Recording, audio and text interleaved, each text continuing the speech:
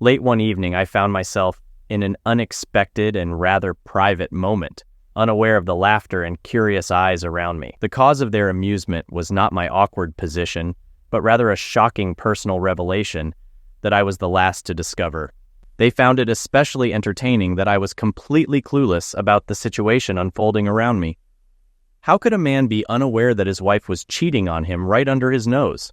Colin Wilson, who claimed to have closeness with my wife, was recounting to his friend Ben Kramer how he picked up her at a party last week. It was during this conversation that I was summoned to investigate a break-in at a local art gallery. Although I was away for only about 2 hours, I returned before the evening was over. I found my wife at a table with 3 other individuals, including Colin Wilson and his boss, along with their respective spouses. My name is Brian Sexton, and I work as an insurance investigator for a renowned insurance company that specializes in high-value property clients, likely unfamiliar to most. I entered this profession straight out of college and have remained with them for over 15 years. At 37 years old, I'm in the prime of my life.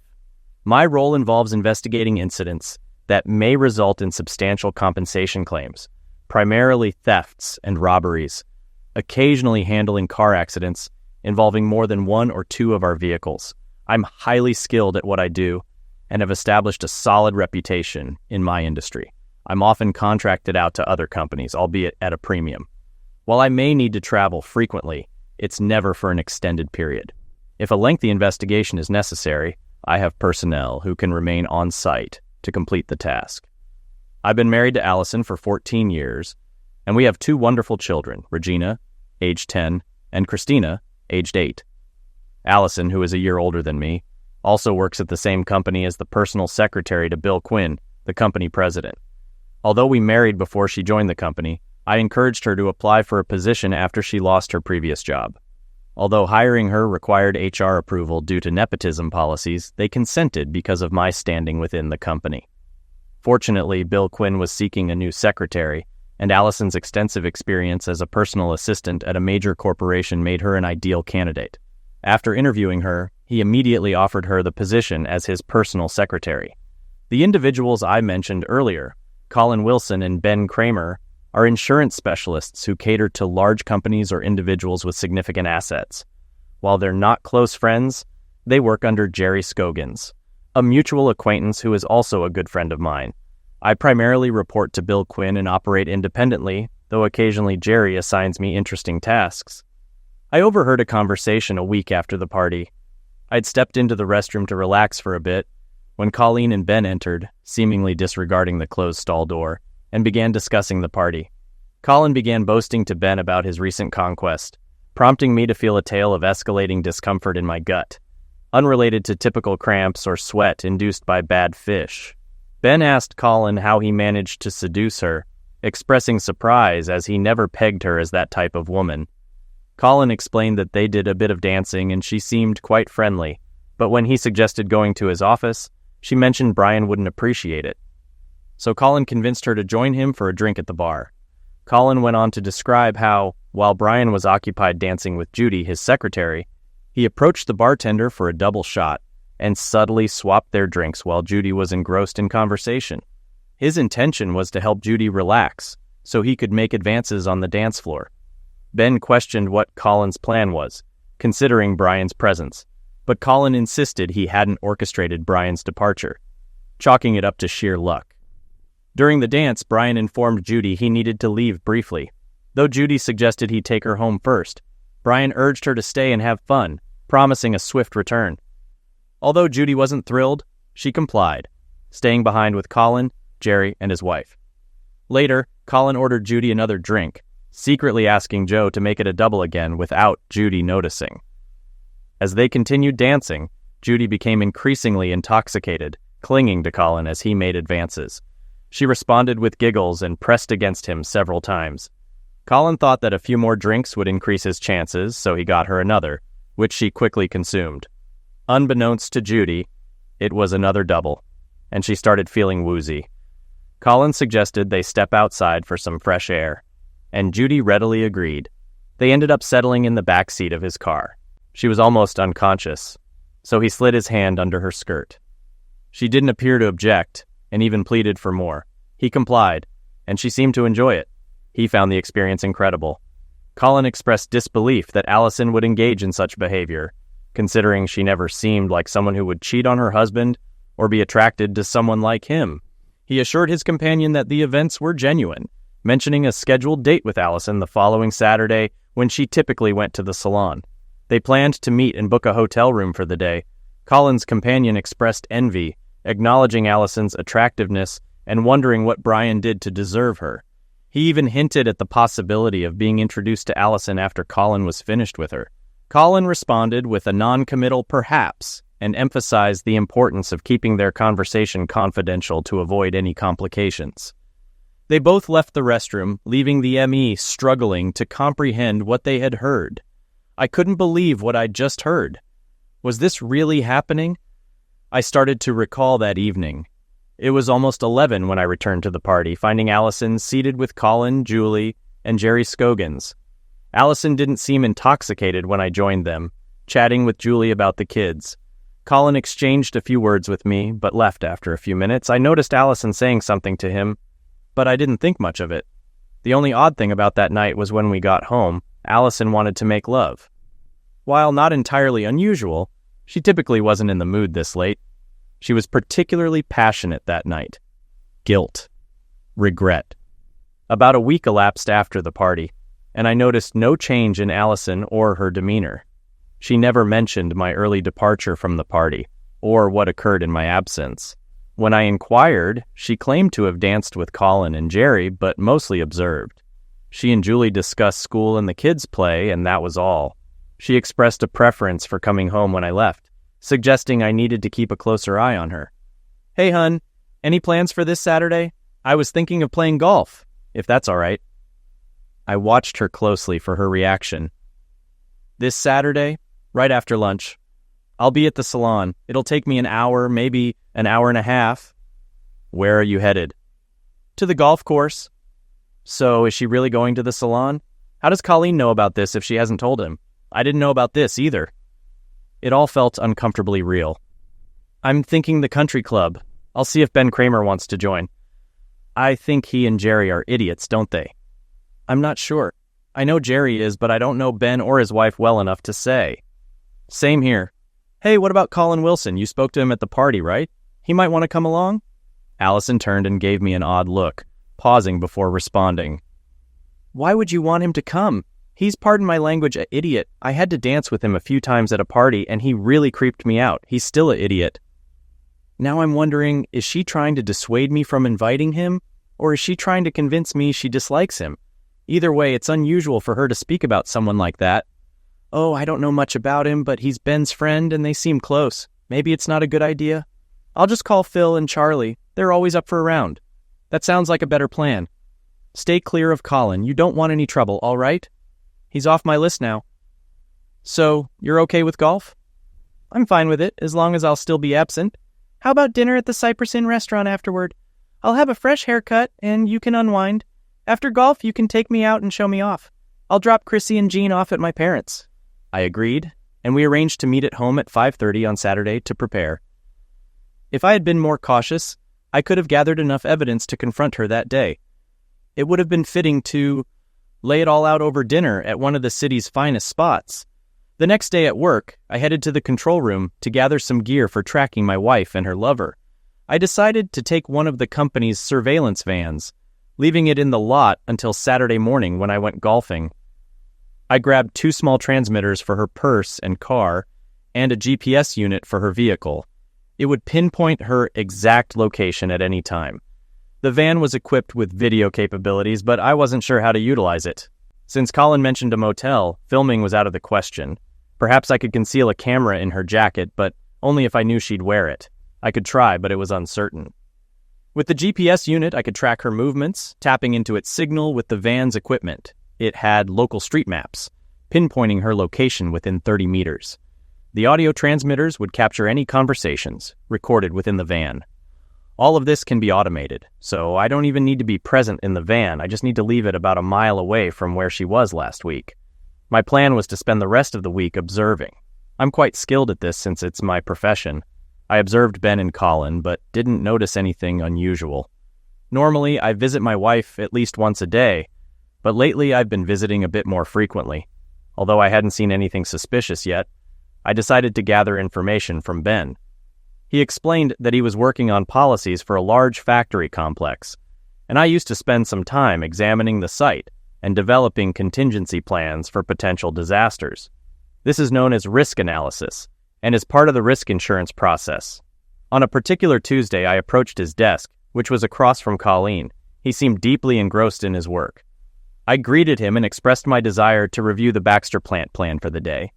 Initially, he appeared distracted until he understood my request, after which he simply nodded and agreed, stating he was available anytime. I still needed to return to that location to take some photos. We discussed the timing, agreeing to go in about an hour.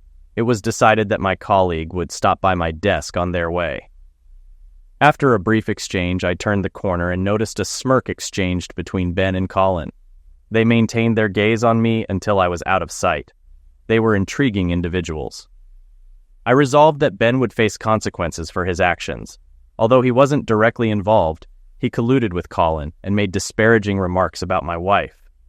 He was aware of the plan and chose to witness Colin's deception, rendering him equally responsible in my perspective. An hour later, Ben arrived as arranged, and we departed in my SUV. I discreetly installed one of the small transmitters in the car console, which could record any conversation within or near the vehicle. My intention was to have a record of our private conversation. As we left the parking lot and began the 25-minute journey to Baxter, I started the conversation. I asked Ben if he had enjoyed the party from the previous week. He responded that he hadn't been present, explaining that he was away on a trip and had missed out on the festivities. I conveyed to Ben my interest in understanding what had caught his attention, particularly in light of Colin's betrayal involving my wife.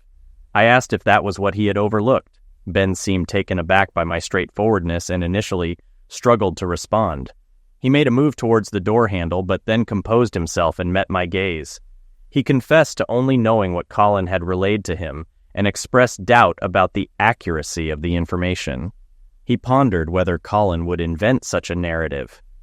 I expressed skepticism about Colin fabricating such a story, but pressed Ben on how he had come to know about the situation, given his absence during the events. I mentioned hearing about his 2-hour absence, coinciding with the incidents in question. Colin had mentioned getting her intoxicated and taking her to his car. It seemed that Colin didn't have any further plans to meet up beyond what he had disclosed. Ben seemed hesitant as he recounted Colin's words, acknowledging that he was unsure about the truthfulness of the information. I sarcastically remarked on Ben's apparent loyalty and thanked him for his supposed friendship, insinuating that he was bound to inform me regardless of his intentions. Ben expressed reluctance, stating that he wouldn't wish such a situation upon me, and apologized for making me feel like a fool. He referenced Colin's claim about not being able to resist my wife. After Colleen's statement, I turned off the recorder, intending to keep our subsequent conversation off the record. I reassured Ben that as long as he followed my instructions, he would be fine, but warned him of dire consequences if he failed to comply. Ben simply nodded in agreement. Additionally, I hinted at one more matter I wished to discuss with Ben. I made it clear to Ben that Colin must remain unaware of our conversation and that he must not disclose anything to him. I emphasized the consequences of any breach of trust, including the possibility of Ben losing his job and his reputation being damaged. I reminded him that I had means of monitoring both him and Colin to detect any indiscretions.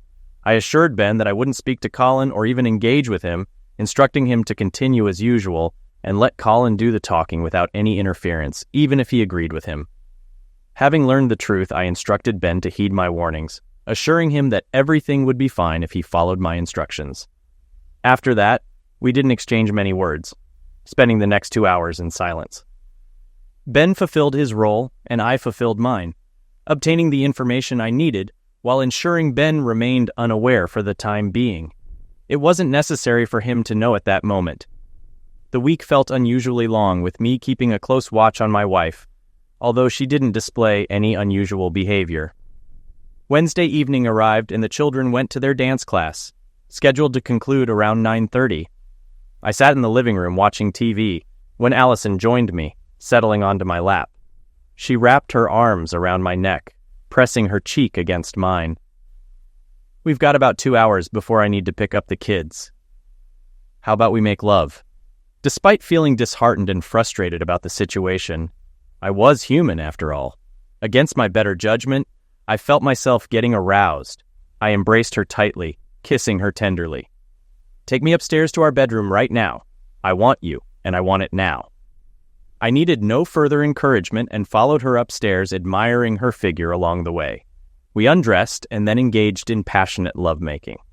Afterwards, we lay in each other's arms for a while, content to bask in the afterglow without the need for words. It was love at its finest.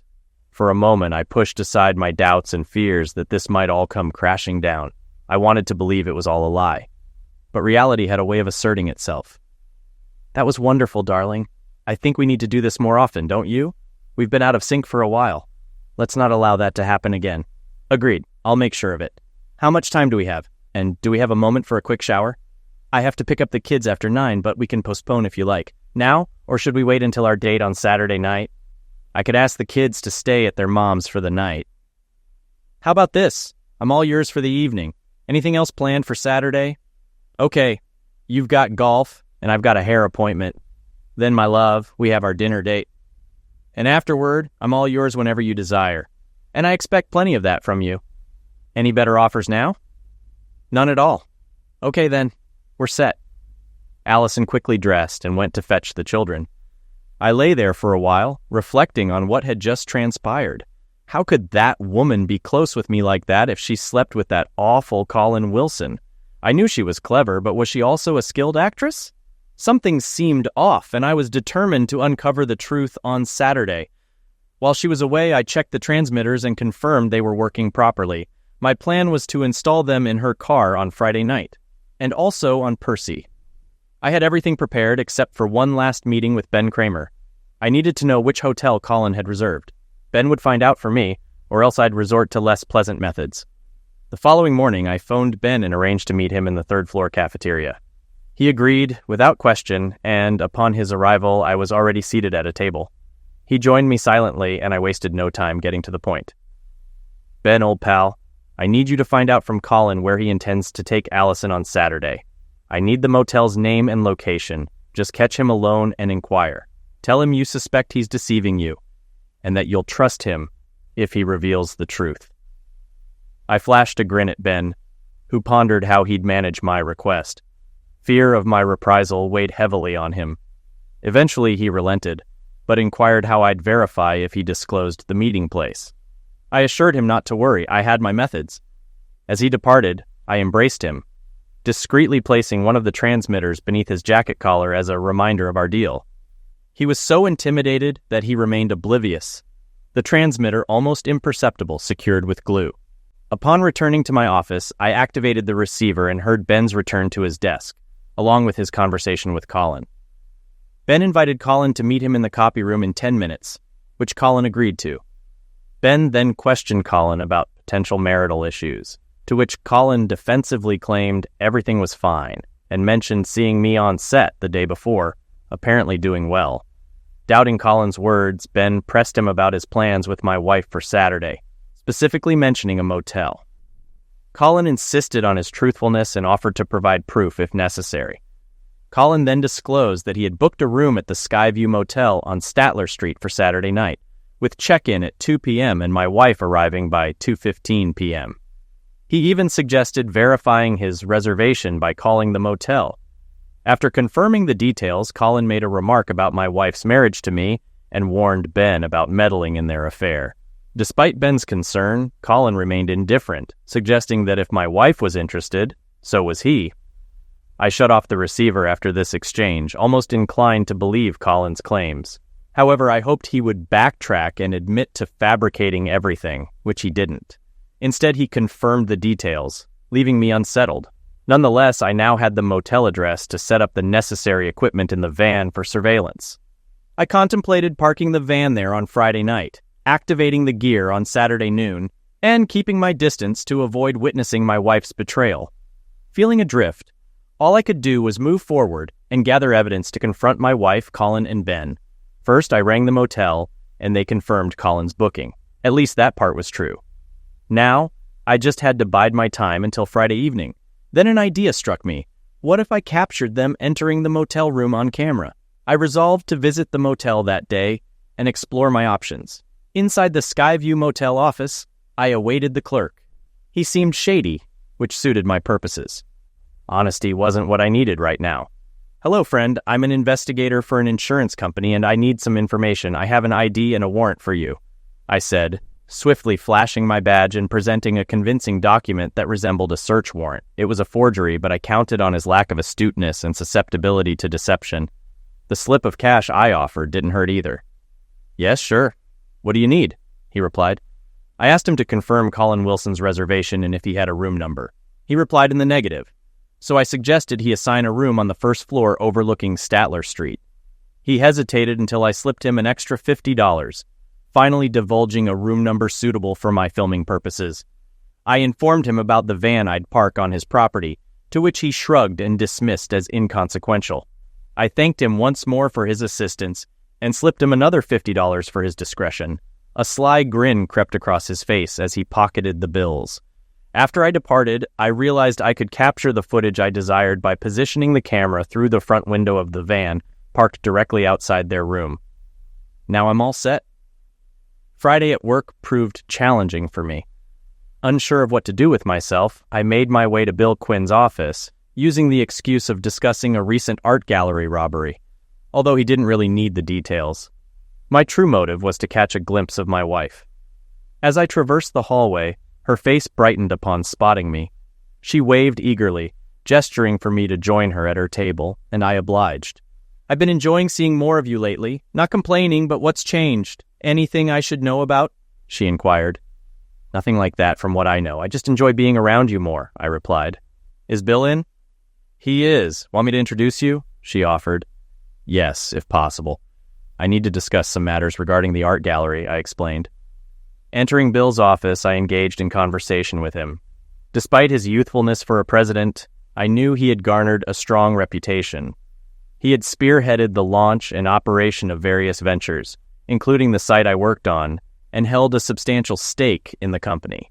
Bill had a stunning wife named Naomi, whom I'd met on several occasions. She epitomized the quintessential trophy wife, blonde, slender, irresistibly attractive. She and Allison were of similar ages and often conversed, while Bill and I had developed a close rapport. During our discussion, I directly asked Bill his opinion on Colin Wilson. As part of my duties, I regularly provided feedback on other employees' performance at Bill's behest, though this matter concerned me personally. "Why the interest in Colin? Is there something I should be aware of?" Bill inquired. "I need to ensure any potential issues with my team members are addressed promptly," I explained. "Well, I might have some concerns about Colin. I'm not particularly fond of him, and Ben, I might have more to share with you this weekend. If things go as anticipated, I'd like to touch base with you at home on Sunday if that works for you. Otherwise, we'll reconvene on Monday," Bill disclosed. "Let's wait and see. Until then, please keep this between us," I requested. "Agreed. No problem. I trust your judgment in these matters. You've always been fair in your evaluations, and I value that. However, I'd like you to consider accepting the vice president position I proposed as you requested. I haven't broached the subject with Allison yet, but she deserves to know. If you don't inform her soon, I will. I'm just waiting for the right moment. This entails significant changes for us, so I wanted some time to deliberate. I'll give you an update next week," Bill suggested. "Sounds good. I'll definitely consider it. I've been weighing my options lately, so I'll need to make a decision soon," I assured him. With my own agenda in mind, I exited Bill's office, exchanging a few words with Allison before heading toward Ben. Pausing at his desk, I made a comment loud enough for Colleen to overhear, affirming his assessment of Baxter's performance. Then, I subtly signaled to Ben that I'd overheard his conversation with Colin, prompting a surprised reaction from him, though neither of us spoke further. Patting him on the back, I discreetly removed the small transmitter, just as before, leaving him none the wiser. I wrapped up the day without any interruptions, and waited for Allison before heading home. I intended to inform her that I needed to drop off the van somewhere and would catch a taxi to my car, causing me to be a bit delayed. She bid me goodbye with a kiss and headed home. I noticed Colleen standing by the door, observing her departure. He glanced at me briefly before returning to his seat. Afterward, I parked the van, ensured the camera was positioned correctly to capture the designated room the clerk had assigned, and secured it. I reminded the motel owner that I needed to leave it there overnight, perhaps until the following day. Slipping him an extra $20, I thanked him for his cooperation. He pocketed the money and shook my hand. With that settled, I headed home. Friday night at home brought another surprise. Allison ordered pizza for the kids and arranged for them to spend the evening at Grandma's. When I inquired why, she explained that she enjoyed our Wednesday night so much that she wanted to continue the trend tonight. Did I mind? Not at all. Friday night unfolded similarly to Wednesday with a new twist. Although I found enjoyment in the experience, a sickening feeling crept over me as I pondered where she might have learned these new techniques. However, when I later questioned her about it, she giggled and retrieved a book from her nightstand, showing me an article about lovemaking after 35. Much of what we had been doing for the past 2 nights was outlined in that article. I found pleasure in our activities that night, striving to fulfill her desires. It took up most of the night, but I didn't mind. I resolved to take Viagra in the future. As we lay beside each other, I finally mustered the courage to inquire about the source of her newfound enthusiasm. "Allison, I love what we've been doing and I want to please you, but I have to ask, where is all of this coming from? Why now? If I didn't trust you so much, I'd wonder if there might be a guilty conscience involved." "Sorry, Bree.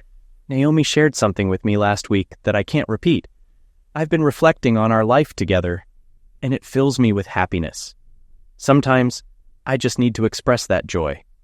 I chose this path to show you how much you mean to me." I listened, watching her happiness with a mixture of emotions. Yet, I couldn't shake the thought. If this is true, how could she be having an affair? Should I confront her? "I'm glad you feel that way. Are you sure I make you happy enough? Are you satisfied with our closeness? Or do you feel something is missing, prompting these new endeavors? Please, be honest." "I adore our closeness, and you've always fulfilled me completely. I have no desire for more, but I don't want us to fall into a routine where our passion fades into monotony. Can't you see? Don't you want me to always feel desired by you? You'll never have to worry about that. I love you and always will. I can't imagine anything jeopardizing what we have." That's reassuring because I won't allow it. We spent the remainder of the night wrapped in each other's arms, waking up the same way. Though pleasantly exhausted, I wanted to shower with Allison. I roused her and pulled her into the shower with me. Initially protesting, she eventually joined me under the water's spray, and we lovingly attended to each other's needs. Soon we both became aroused and pleasured each other. When I inquired, she mentioned she was ready for the day, but anticipated something more that night. With that, we finished our shower, got dressed early, and I drove to the motel to ensure everything was prepared. I programmed all the timers to activate at 1 p.m. and ensured the audio recording would last a minimum of 5 hours. The video footage was burned onto a DVD, a process that would take around 7 hours after compression. This would cover the entire day. I initiated the sequences and locked up the van. When these two lovers entered their sanctuary, they would become the stars of my new film, and the initial screening would make quite an impact on everyone involved. Returning home to grab my golf clubs and bid my beloved wife farewell, the day proved terrible regardless. I played golf with 2 acquaintances from the club, and if my performance was any indication, they likely believed my club membership was a waste of money. I ended up buying beer for all of us, feeling like a complete failure. Around 5, I drove to the van to ensure everything was in order. Scanning the area, I didn't spot any cars or activity, assuming everyone had already departed. Quickly calling my home phone, Allison answered, and I simply informed her I was on my way before hanging up. With the meeting time with Allison drawing near, I drove home without reviewing the collected information. I was eager to have it before dinner, but then I reconsidered our planned evening. Why not savor what she offered one last time? Despite the betrayal, I still enjoyed making love to her. However, I found myself choking up again. Why was she doing this to me? I loved her deeply, and the thought of living without her seemed unbearable. I knew that if the evidence on the surveillance tapes confirmed my suspicions, divorce would be inevitable. Though I loved her, Her behavior was unacceptable. But what about the children? She was a devoted mother and deserved custody. If she had indeed cheated, there must have been a reason unknown to me. She was fundamentally good, but had made a grave mistake. I could come to terms with that. She could care for the children, and I would provide child support. These thoughts consumed me as I drove home to reunite with my wife. Uncertain if I could endure the evening, I knew I had to try. Legal action couldn't be taken until I had concrete evidence. Yet, a small voice in the back of my mind persisted, casting doubt on all the information gathered thus far. I brushed it aside. Facts were facts, and soon I would have all the evidence I needed. At home, Allison had already showered and dressed, mentioning she would add the finishing touches when it was time to leave. Meanwhile, I hurried to get ready, ensuring we left on time to make our reservation. My wife was radiant, always drawing attention as we entered the room. She was accustomed to the admiring glances of men, which she effortlessly brushed off. Yet, I couldn't help but notice, and it always filled me with pride. Tonight served as a stark reminder of what could have transpired. Despite this, she remained intelligent and engaging, making for an excellent dinner companion. We conversed on various topics typical of spouses enjoying a night out, and she seemed to indulge in more wine than usual, given my role as the designated driver. It felt as though she was particularly flirtatious with me, her husband. As we concluded our dessert of chocolate mousse, preceded by sorbet, we exchanged smiles. Both of us were eager to retire to the bedroom upon returning home that evening. I signaled to the waiter for the bill as Allison excused herself to the restroom. Exiting hand in hand, we made our way to the car. As I navigated onto the main street towards our house, Allison leaned against my shoulder, intertwining our fingers.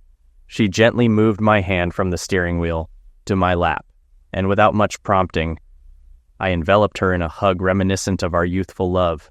She sighed contentedly, and we drove home in this love-making embrace.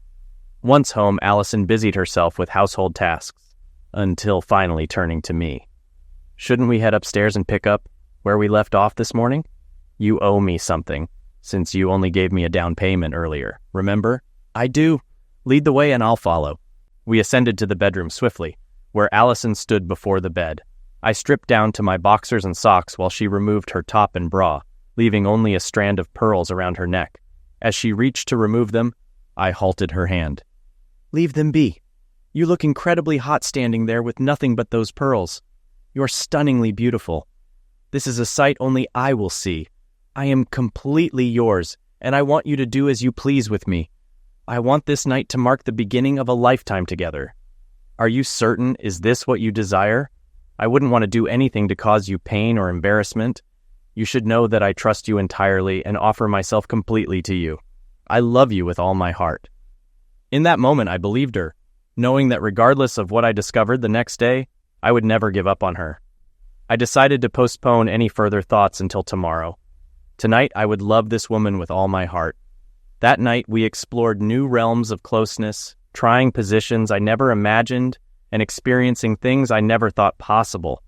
At times, she would laugh and cite a page number when I inquired about her fantasy, yet it was a magical night, a night where I learned to love conversation, giving and receiving in equal measure. What a night it was! We fell asleep in each other's arms, waking late Sunday morning. Reluctant to rise, she agreed to one more encore of our favorite moments from the night before. Afterwards, she had to pick up the girls for Sunday, and I mentioned the need to swiftly check on the van. She suggested she might stay at her mom's for a while before returning. This afforded me the opportunity to retrieve the tapes from the van and inspect their contents. I still had to check what I left in her purse and car, but that could wait. She departed, and I drove to the van, retrieving all the films and prints without issue before returning the van to the production facility. I called a taxi to pick me up and transport me back to my car, then headed home. The first step I took was to examine the GPS printout. She had confirmed her car's location on Statler Street, where the motel stood, and at that moment, my heart nearly ceased beating. Though I hoped against hope, it seemed my fears had materialized. Despite almost deciding not to proceed further, I felt compelled to view the video firsthand. I switched on the TV and DVD player, inserting the DVD, preparing myself for heartbreak. The image was crystal clear, the room perfectly centered on the screen. I fast-forwarded until I spotted a car approaching, then slowed to normal speed.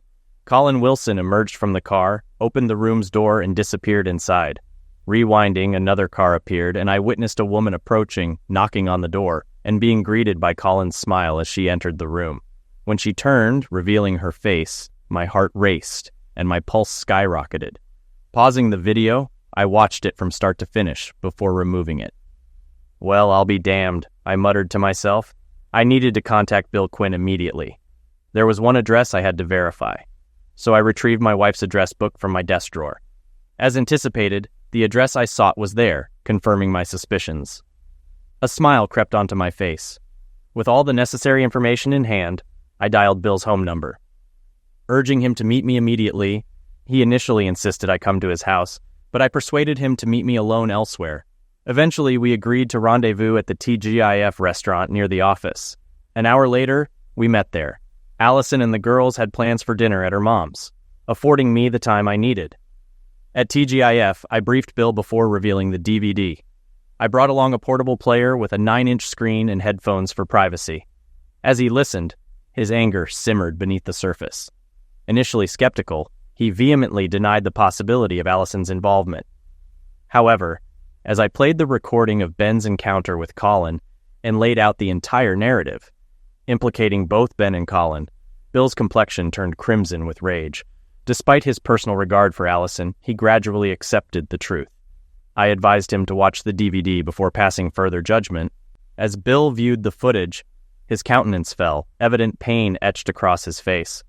Sensing his need for privacy, I looked away, allowing him to process.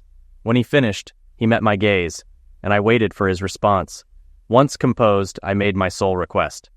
I want them both terminated for breaching the moral clause in their contracts, effective by Monday afternoon. With the evidence I've provided, you have the authority to act as you see fit. I won't mention this again. Bill's surprise shifted into a smile. It was reassuring to witness.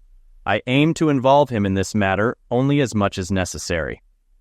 You have my word that this will be handled first thing Monday, and I'll personally escort them off the premises. They're dead to me. There may be further action I'll take, but it's best you don't know the details. Understood. Agreed. Following that, I handed him a bag containing all the surveillance data except for one small cassette, which I retained for my own purposes. It was necessary for my plans regarding my wife. Bill and I continued our discussion for another hour or so, making additional decisions to address later in the week. We parted ways with a handshake, and before I left, Bill addressed me once more. Brian, you're a good and honorable person. I appreciate what you've done and respect your actions in handling this matter. Things could have escalated if you were less level-headed. You have my gratitude and respect. I felt a sense of relief I hadn't experienced in some time as I headed home to my family, who remained unaware of the impending changes. That evening at home went smoothly and my spirits were high. Allison was curious about what had transpired, but I told her she'd learn more at work the next day. Exhausted from the previous nights, we retired early for a peaceful night's sleep. Allison wanted to be embraced, and I gladly obliged. We fell asleep in each other's arms. Just like the previous night, Monday at work was bustling with activity. Allison called me at 9:30 to update me on the situation. I pretended to be clueless and asked for details. She informed me that Bill had summoned Ben Kramer and Colin Wilson to his office immediately. They were currently present and tensions were high. I professed confusion and requested further updates. 20 minutes later, Allison called again, reporting that Bill had instructed her to contact security urgently. She discreetly handled the call at her desk before informing me that Bill had directed security to escort Ben and Colin back to their workstations. She hastily ended the call, promising to update me later. An hour passed, with no word until Allison finally phoned to reveal that both Ben and Colin had been terminated, with Bill requesting her to draft disciplinary letters citing a breach of the morals clause. She was exhilarated, deeming it the most unusual event during her tenure as Bill's secretary. She insisted we grab lunch together to discuss it, and I agreed. Over lunch, Allison recounted the events of the morning in detail. She described the escorting of Ben and Colin out of the building and the warning to never return. She mentioned Bill's evident agitation, even recounting a moment when he momentarily snapped at her before apologizing. Eventually, she turned to me, seeking insight. How would I know about this? Bill instructed me to ask you. When I pressed him, he simply said, "Ask Brian, he's aware of everything and opened my eyes to a lot. So, spill it. Before I divulge anything, I want you to listen to this tape first." I handed her a cassette of Ben and Colin's conversation about the motel. She listened intently, her expression turning pale as she reached the end. Removing her headphones indignantly, she exclaimed, "This is absurd. It's a lie. I never went to any motel with him, and I never would. You can't trust this recording. Did you show this to Bill? Does he believe this nonsense too? No, he doesn't believe Colin, and neither do I. I have something to explain, and I expect you to listen attentively without interruption." When I expressed skepticism about the tape, Allison eased slightly, though she remained angry and somewhat apprehensive. She nodded for me to continue. "I overheard Ben and Colin talking about a week ago," I began. "Colin boasted to Ben about an encounter between you and him at a party. He claimed he got you intoxicated and then took you to his car, where you engaged in lovemaking activity in the back seat. He provided explicit details of the incident to Ben, who seemed convinced by his account. In fact, Ben was so impressed that he wanted to be involved in the next rendezvous." Confused, I sought confirmation of the truth. Allison attempted to interject, but I persisted, needing to uncover the reality swiftly before it escalated. I instructed Ben to confront Colin, who admitted to booking a motel room on Statler Street for Saturday afternoon, coinciding with your supposed hair appointment, I continued. This raised alarms, as I couldn't understand how he knew about your hair appointment unless you had informed him. Remember, I mentioned our plans for Saturday evening to you? Despite this, he never showed up. Determined to verify your involvement, I utilized a company surveillance van to monitor your car and record anyone entering the motel room. After obtaining the room number from the receptionist, I arranged to review the footage on Sunday. Subsequently, I contacted Bill and provided him with all the evidence, resulting in Ben and Colin's termination at my behest. As I recounted the events to Allison, she remained bewildered and adamantly denied being at the motel with Colin. "But I wasn't with him. I was at the salon as I told you," she protested. "My salon is indeed on Statler Street, but I had no knowledge of any motel rendezvous. You don't believe me. I know who he was with because she confessed it to me herself." Cutting her off, I pressed on, needing to reassure her of my trust. "I don't believe that, but I trust you implicitly," I affirmed. "Let me explain. I received footage of Colin's encounter that day, and indeed a woman visited him as he claimed. This woman was none other than Bill's wife, Naomi. My suspicions were initially aroused after a conversation with Jerry Scogins a few days prior. When Colin alleged he took you to his car that night, I inquired with Jerry if you were intoxicated. He chuckled, revealing that you and his wife had only consumed soft drinks that evening and were inseparable. He even mentioned how you asked her to remain by your side to deter Colin from asking her to dance, indicating your lack of interest in him. When I asked if Colin ever suggested stepping outside for some air, Jerry simply laughed, implying he had nothing to say. So did you truly doubt me? Did you orchestrate this surveillance to spy on me? I'm troubled by this lack of trust, especially after our evenings together on Wednesday, Friday, and Saturday. Of course, I believed in you, but Colin's fabrication left me with doubts. I suspected he was diverting Ben's attention away from his true companion. Uncertain of her identity, I had to uncover the truth, though I wish it hadn't implicated Bill's wife. He was utterly devastated. We conversed further before reluctantly returning from our lunch break. Allison accepted my explanation regarding my inquiry into Colin's companion, and I left her to her thoughts. Though I harbored some doubts, I felt no regret in uncovering the truth. Our relationship was now stable, and I was determined to maintain that. Work had settled by then, but Allison informed me that Bill requested to speak with her. Later that evening, I mentioned that I was unaware of the details, and she seemed to believe me. I received no further updates until we sat down for dinner at home. Amidst the girls' usual flurry of activities, we found a moment of peace, during which Allison shared Bill's conversation with her. He spoke about the importance of having a husband like you, emphasizing trust, respect, and love, and the devastation of losing it all, she recounted. Then he confided in me about Naomi's actions and sought my counsel. And what advice did you offer him? Were you able to assist? I refrained from dictating his actions. Instead, I encouraged him to reflect on his love for Naomi and consider forgiveness, if feasible. I urged him to engage in a candid conversation with her, but also cautioned against prolonging the decision if reconciliation seemed improbable. He seemed receptive to my words, so perhaps I made a difference. I'm certain you did. Did he mention anything about me? No, nothing further. Is there something else on your mind? Well, yes, Bill extended an offer for me to assume the role of Vice President of Investigations for the corporation. It entails overseeing all investigators worldwide and offers the flexibility to choose our place of residence, potentially in California or Florida. Although I would still report to Bill, this would come with substantial financial rewards and benefits, including shares. Allison's excitement was palpable as she leaped into my arms, overwhelmed with joy. When did this happen? Is it in recognition of your actions today? Is it a sort of reward? She exclaimed. Now, who's doubting whom? Bill proposed this to me 6 months ago, but I wasn't ready to consider it until now. The prospect of losing everything I've built made the decision more tangible. Last week I feared I might have lost you, and it prompted me to reevaluate, I explained. Brian, you could never lose me like that. I won't stray ever. It's out of the question, and you mustn't think otherwise. Do you understand?